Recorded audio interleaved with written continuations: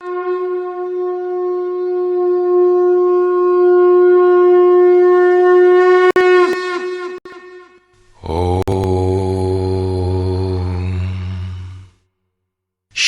परमात्मने नमः। यथार्थ गीता श्रीमद् भगवत गीता अथ षोडशो अध्यायः। योगेश्वर भगवान श्री कृष्ण के प्रश्न प्रस्तुत करने की अपनी विशिष्ट शैली है। पहले वे प्रकरण की विशेषताओं का उल्लेख करते हैं जिससे पुरुष उसकी ओर आकर्षित हों। तत्पश्चात वे उस प्रकरण को स्पष्ट करते हैं। उदाहरण के लिए कर्म को ले। उन्होंने दूसरे अध्याय में ही प्रेरणा दी कि अर्जुन कर्म कर। तीसरे अध्याय में उन्होंने इंगित किया कि निर्धारित कर्म कर। निर्धारित कर्म है क्या? तो बताया यज्ञ की प्रक्रिया ही कर्म है। फिर उन्होंने यज्ञ का स्वरूप न बताकर पहले बताया कि यज्ञ आया कहां से और देता क्या है। चौथे अध्याय में 13-14 विधियों से यज्ञ का स्वरूप स्पष्ट किया, जिसको करना कर्म है। यहां कर्म स्पष्ट होता है जिसका शुद्ध अर्थ है योग चिंतन, आराधना, जो मन और इंद्रियों की क्रिया से संपन्न होता है। इसी प्रकार उन्होंने अध्याय 9 में दैवी और आसुरी संपद का नाम लिया। उसकी विशेषताओं पर बल दिया कि अर्जुन आसुरी स्वभाव वाले मुझे तुच्छ कहकर पुकारते हैं। हूं तो मैं भी मनुष्य शरीर के आधार वाला, क्योंकि मनुष्य शरीर में ही मुझे यह स्थिति मिली है। किंतु आसुरी स्वभाव वाले, मूढ़ स्वभाव वाले मुझे नहीं भजते, जबकि दैवी संपद से युक्त भक्तजन अनन्य श्रद्धा से मुझे उपासते हैं। किंतु इन संपत्तियों का स्वरूप, उनका गठन अभी तक नहीं बताया गया। अब अध्याय 16 में योगेश्वर उनका स्वरूप स्पष्ट करने जा रहे हैं, जिनमें प्रस्तुत है पहले दैवी संपद के लक्षण। श्री भगवान उवाच।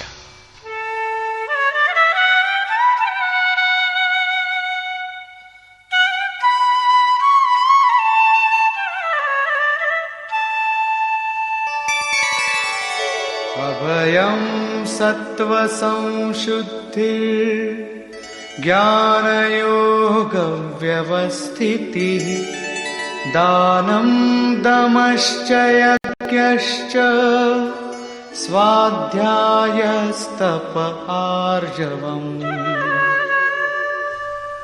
भय का सर्वथा अभाव, अंतःकरण की शुद्धता, तत्व ज्ञान के लिए ध्यान में दृढ़ स्थिति अथवा निरंतर लगन, सर्वस्व का समर्पण, इंद्रियों का भली प्रकार दमन, यज्ञ का आचरण, जैसा स्वयं श्री कृष्ण ने अध्याय 4 में बताया है। संयमाग्नि में हवन, इंद्रियाग्नि में हवन, प्राण अपान में हवन और अंत में ज्ञानाग्नि में हवन, अर्थात आराधना की प्रक्रिया जो केवल मन और इंद्रियों की अंतर क्रिया से संपन्न होती है। तिल, जौ, वेदी इत्यादि सामग्रियों से होने वाले यज्ञ का इस गीतोक्त यज्ञ से कोई संबंध नहीं है। श्री कृष्ण ने ऐसे किसी कर्मकांड को यज्ञ नहीं माना। स्वाध्याय अर्थात स्वस्वरूप की ओर अग्रसर कराने वाला अध्ययन। तप अर्थात मन सहित इंद्रियों को इष्ट के अनुरूप ढालना, तथा आर्जवम शरीर और इंद्रियों सहित अंतःकरण की सरलता। अहिंसा सत्यम क्रोधस् त्यागः शान्तिरपैशुनम् दया भूतेष्वलोलुप्त्वम् मार्दवम् ह्रीरचापलम्। अहिंसा अर्थात आत्मा का उद्धार, आत्मा को अधोगति में पहुंचाना ही हिंसा है। श्री कृष्ण कहते हैं, यदि मैं सावधान होकर कर्म में न बरतूं तो इन संपूर्ण प्रजा का हनन करने वाला और वर्ण संकर का कर्ता हूं।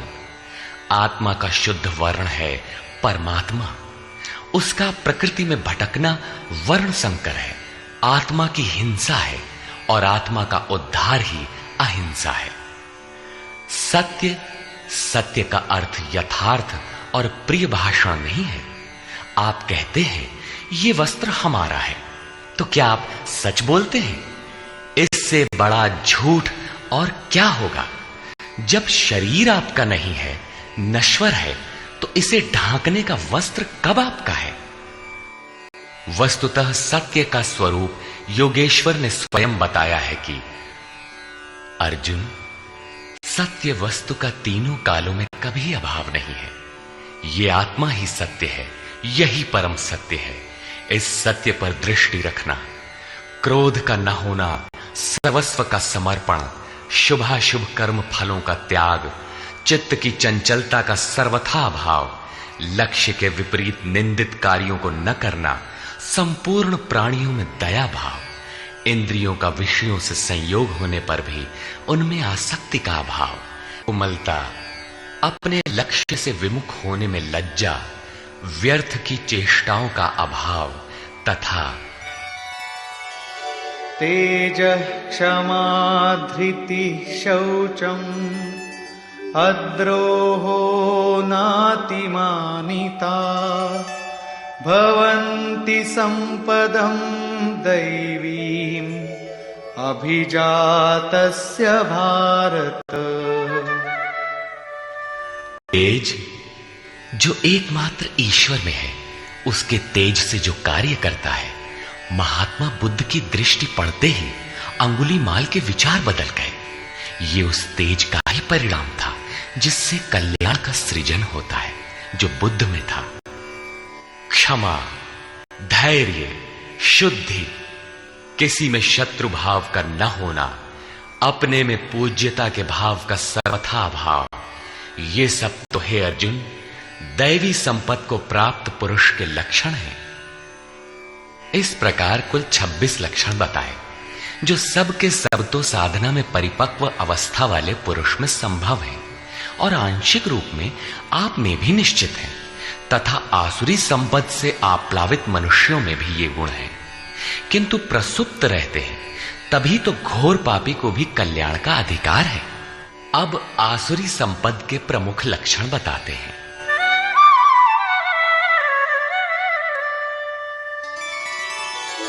दम्भो दर्पोऽभिमानश्च क्रोधः पारुष्यमेव च अज्ञानं चाभिजातस्य पार्थ सम्पदमासुरी। हे पार्थ, पाखंड, घमंड, अभिमान, क्रोध, कठोर वाणी और अज्ञान, ये सब आसुरी संपद को प्राप्त पुरुष के लक्षण हैं। दोनों संपदाओं का कार्य क्या है? दैवी संपद् विमोक्षाय निबन्धायासुरीमता मा शुचः संपदं दैवी अभिजातोऽसि पांडव। इन दोनों प्रकार की संपदाओं में से दैवी संपत्ति तो विमोक्षाय, विशेष मोक्ष के लिए है, और आसुरी संपदा बंधन के लिए मानी गई है। हे अर्जुन, तू शोक मत कर, क्योंकि दैवी संपदा को प्राप्त हुआ है, विशेष मुक्ति को प्राप्त होगा, अर्थात मुझे प्राप्त होगा। वे संपदाएं रहती कहां हैं?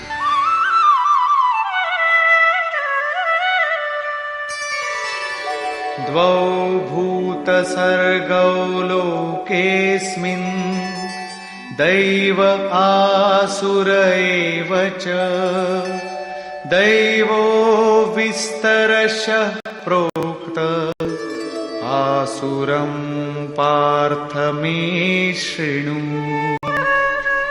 हे अर्जुन, इस लोक में भूतों के स्वभाव दो प्रकार के होते हैं, देवों के जैसा और असुरों के जैसा।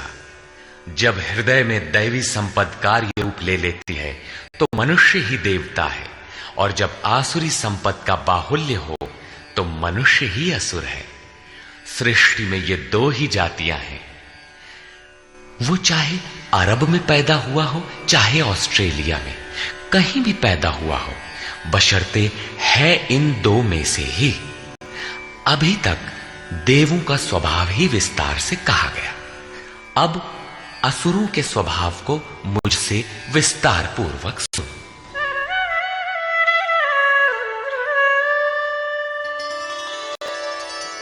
प्रवृत्तिं च निवृत्तिं च जना न विदुरासुराः, न शौचं नापि चाचारो, न सत्यं तेषु विद्यते। हे अर्जुन, असुर लोग कार्यम कर्म में प्रवृत्त होने और अकर्तव्य कार्य से निवृत्त होना भी नहीं जानते, इसलिए उनमें न शुद्धि रहती है, न आचरण और न सत्य ही रहता है। उन पुरुषों के विचार कैसे होते हैं? असत्यम प्रतिष्ठं ते जगदाहुरनीश्वरम्,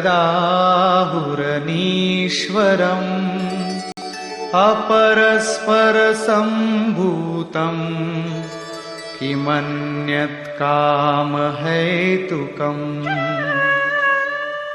वे आसुरी प्रकृति वाले मनुष्य कहते हैं कि जगत आश्रय रहित है, सर्वथा झूठा है और बिना ईश्वर के अपने आप स्त्री पुरुष के संयोग से उत्पन्न हुआ है, इसलिए केवल भोगों को भोगने के लिए है, इसके सिवाय और क्या है?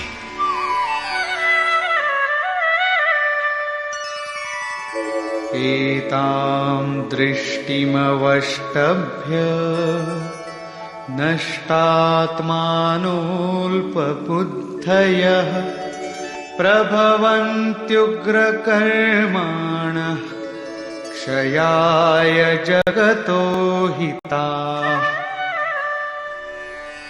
इस मिथ्या दृष्टिकोण के अवलंबन से जिनका स्वभाव नष्ट हो चुका है, वे मंद बुद्धि अपकारी क्रूर कर्मी मनुष्य केवल जगत का नाश करने के लिए ही उत्पन्न होते हैं।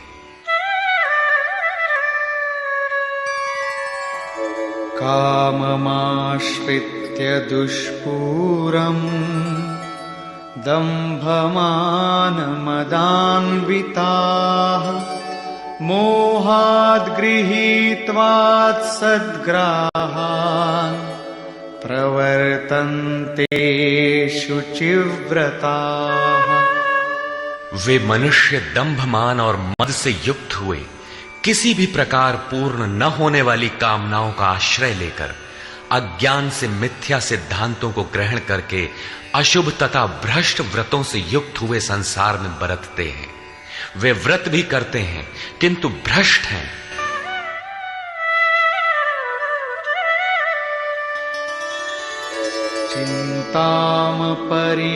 चिन्तामपरिमेयाञ्च प्रलयान्तामुपाश्रिताः, कामोपभोगपरमा एतावदिति निश्चिताः।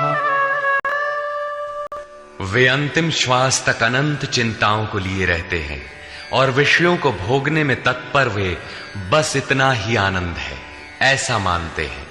उनकी मान्यता रहती है कि जितना हो सके भोग संग्रह करो, इसके आगे कुछ नहीं है।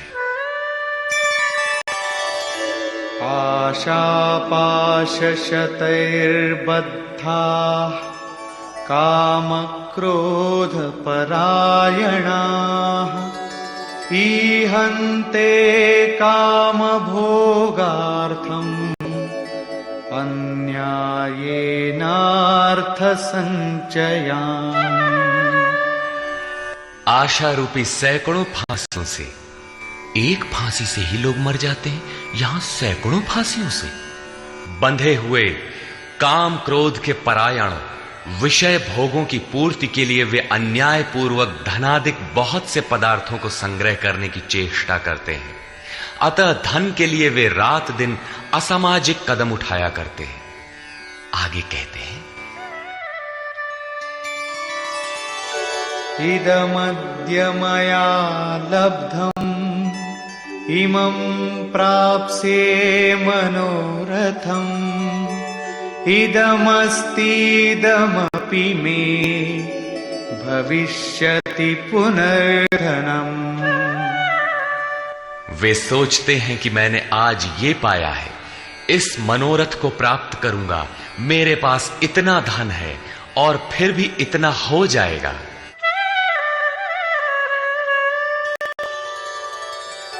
असौ मया हतः शत्रुः हनिष्ये चापरानपि ईश्वरोऽहमहं भोगी सिद्धोऽहं बलवान सुखी। वो शत्रु मेरे द्वारा मारा गया और दूसरे शत्रुओं को भी मैं मारूंगा। मैं ही ईश्वर और ऐश्वर्य का भोगने वाला हूं। मैं ही सिद्धियों से युक्त बलवान और सुखी हूं। आढ्योऽभिजनवानस्मि कोऽन्योऽस्ति सदृशो मया यक्ष्ये दास्यामि मोदिष्य इत्यज्ञानविमोहिताः। मैं बड़ा धनी और बड़े कुटुंब वाला हूं। मेरे समान दूसरा कौन है? मैं यज्ञ करूंगा, मैं दान दूंगा, मुझे हर्ष होगा। इस प्रकार के अज्ञान से वे विशेष मोहित रहते हैं। क्या यज्ञ दान भी अज्ञान है? इस पर श्लोक 17 में स्पष्ट किया है। इतने पर भी वे नहीं रुकते, बल्कि अनेक भ्रांतियों के शिकार रहते हैं। इस पर कहते हैं,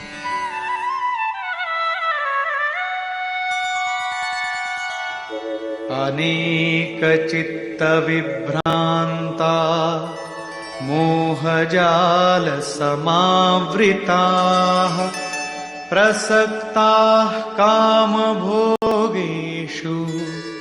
पतन्ति नरकेषु च। अनेक प्रकार से भ्रमित हुए चित्त वाले, मोह जाल में फंसे हुए, विषय भोगों में अत्यंत आसक्त, वे आसुरी स्वभाव वाले मनुष्य अपवित्र नरक में गिरते हैं। आगे श्री कृष्ण स्वयं बताएंगे कि नरक क्या है।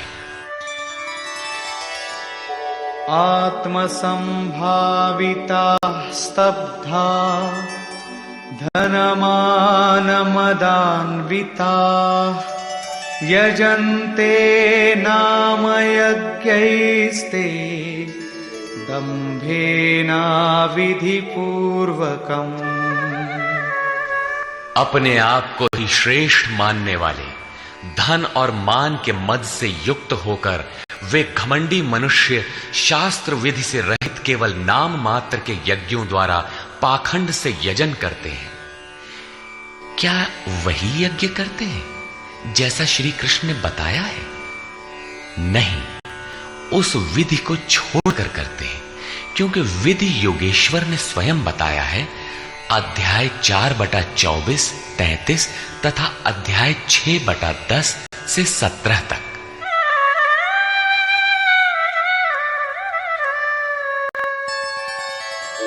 अहंकारं बलं दर्पं कामं क्रोधं च संश्रिताः मामात्मपरदेहेषु प्रद्विषन्तोऽभ्यसूयकाः।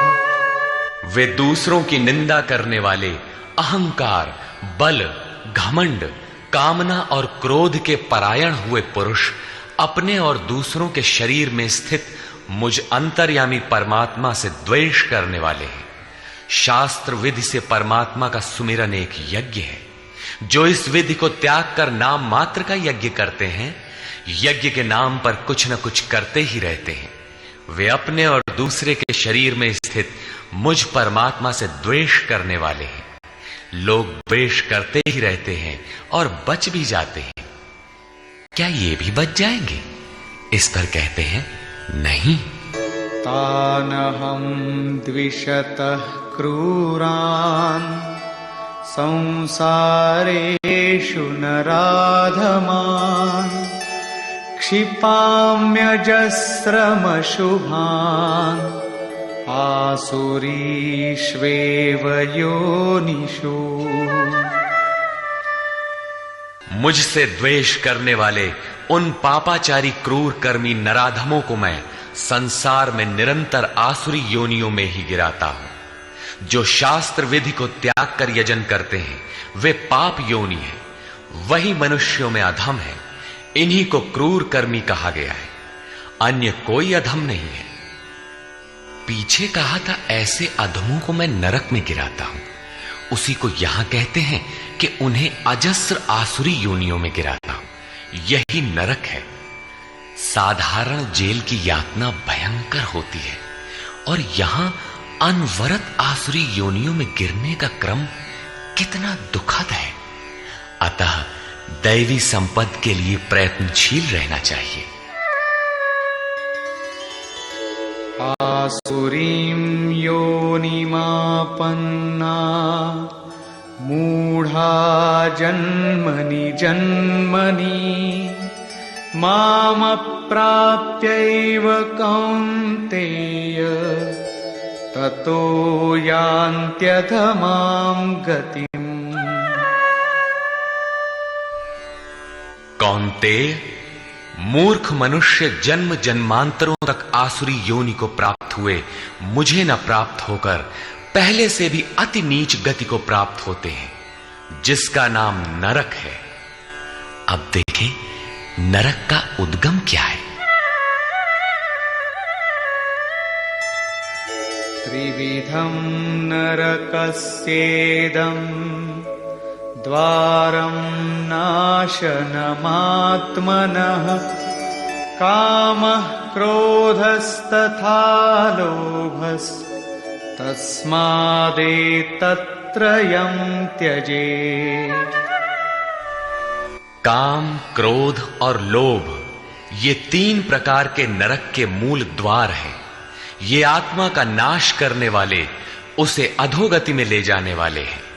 अतः इन तीनों को त्याग देना चाहिए। इन्हीं तीनों पर आसुरी संपत्ति टिकी हुई है। इन्हें त्यागने से लाभ? एतैर्विमुक्तः कौन्तेय तमोद्वारैस्त्रिभिर्नरः आचरत्यात्मनः श्रेयः ततो याति परां गतिम्।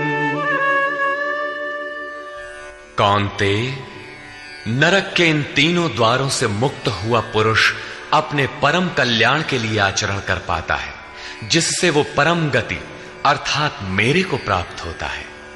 इन तीनों विकारों को त्यागने पर ही मनुष्य नियत कर्म करता है, जिसका परिणाम परम श्रेय है।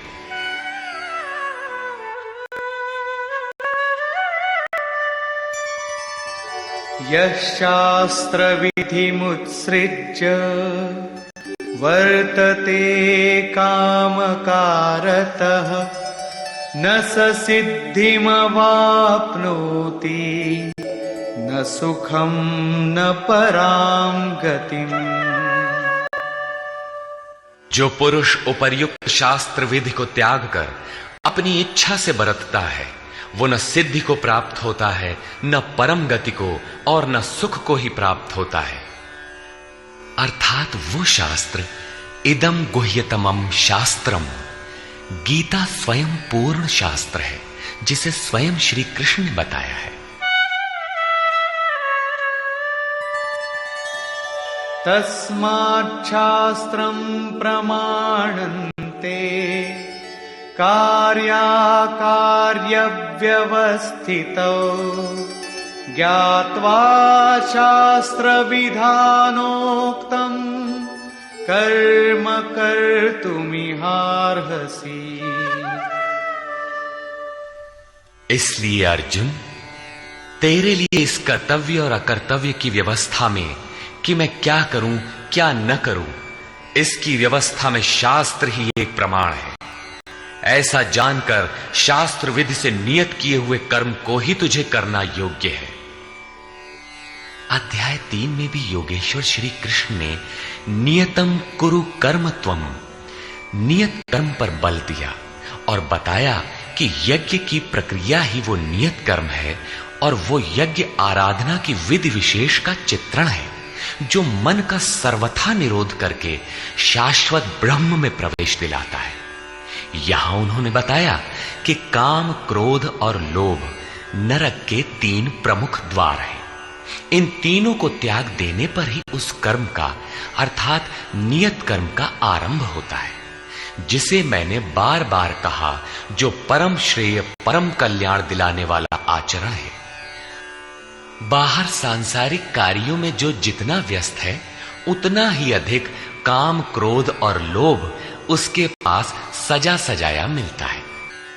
कर्म कोई ऐसी वस्तु है कि काम, क्रोध और लोभ को त्याग देने पर ही उसमें प्रवेश मिलता है, कर्म आचरण में ढल पाता है। जो उस विधि को त्याग कर अपनी इच्छा से आचरण करता है, उसके लिए सुख सिद्धि अथवा परम गति कुछ भी नहीं है।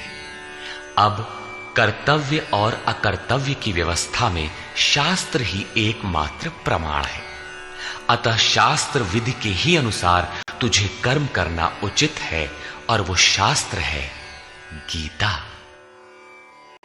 निष्कर्ष, इस अध्याय के आरंभ में योगेश्वर श्री कृष्ण ने दैवी संपद का विस्तार से वर्णन किया, जिसमें ध्यान में स्थिति, सर्वस्व का समर्पण, अंतःकरण की शुद्धि, इंद्रियों का दमन, मन का शमन, स्वरूप को स्मरण दिलाने वाला अध्ययन, यज्ञ के लिए प्रयत्न, मन सहित इंद्रियों को तपाना, अक्रोध, चित्त का शांत प्रवाहित रहना इत्यादि 26 लक्षण बताए, जो सब के सब तो इष्ट के समीप पहुंचे हुए योग साधना में प्रवृत्त किसी साधक में संभव है, आंशिक रूप से सब में है।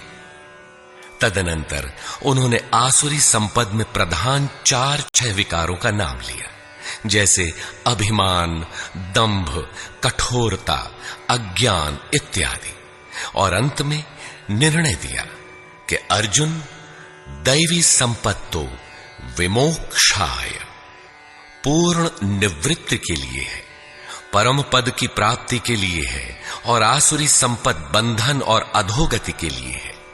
अर्जुन, तू शोक न कर, क्योंकि तू दैवी संपद को प्राप्त हुआ है। ये संपदाएं होती कहां हैं? उन्होंने बताया कि इस लोक में मनुष्यों के स्वभाव 2 प्रकार के होते हैं, देवताओं जैसा और असुरों जैसा। जब दैवी संपद का बाहुल्य होता है तो मनुष्य देवताओं जैसा होता है, और जब आसुरी संपद का बाहुल्य होता है तो मनुष्य असुरों जैसा है। सृष्टि में बस मनुष्यों की 2 ही जाति हैं, चाहे वह कहीं पैदा हुआ हो, कुछ भी कहलाता हो। तत्पश्चात उन्होंने आसुरी स्वभाव वाले मनुष्यों के लक्षणों का विस्तार से उल्लेख किया।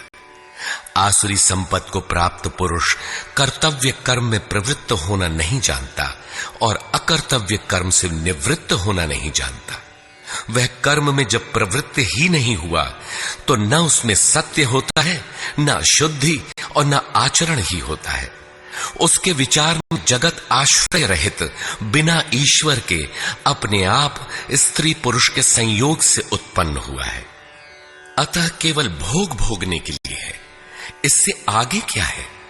यह विचार कृष्ण काल में भी था, सदैव रहा है। केवल चार्वाक ने कहा हो ऐसी बात नहीं है। जब तक जनमानस में दैवी आसुरी संपद का उतार चढ़ाव है तब तक रहेगा। श्री कृष्ण कहते हैं, वे मंद बुद्धि वाले पुरुष सबका अहित अर्थात कल्याण का नाश करने के लिए ही जगत में पैदा होते हैं। वे कहते हैं, मेरे द्वारा यह शत्रु मारा गया, उसे मारूंगा।